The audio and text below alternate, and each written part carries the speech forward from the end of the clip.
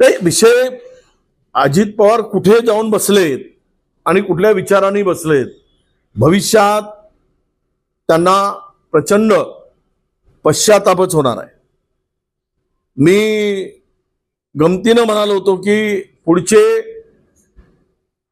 अग्निवीर म्हणून एकनाथ शिंदेंचं आणि अजित पवारांचं नाव लिहिलं जाईल.